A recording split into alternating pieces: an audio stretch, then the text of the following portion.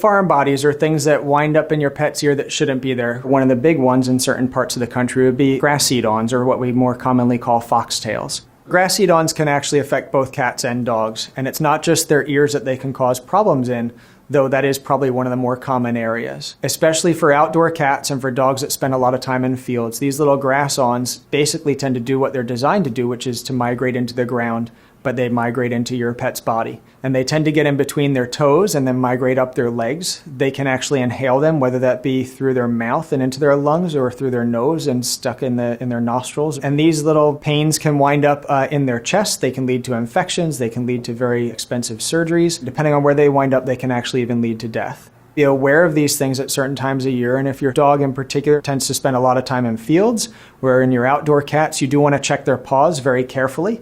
If they start sneezing or coughing, or if they're shaking their head a lot, bring them to the veterinarian to evaluate for the potential for a grass seed-on. Now, there is a great product out there. It's called the Outfox Field Guard that can be very useful for your dog, especially if they spend a lot of time in the fields or if you're hunting with them. And it's a little mesh hood that goes over their head that they can breathe in, drink with, they can even fetch with.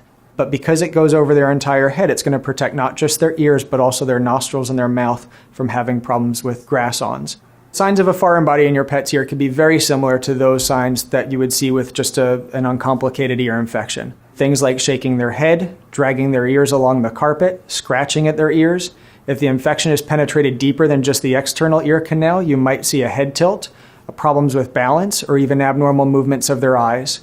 Your pet may also exhibit pain when you go to approach them around their head or their ears, and that may even lead to bites. So you do want to keep an eye out for these signs.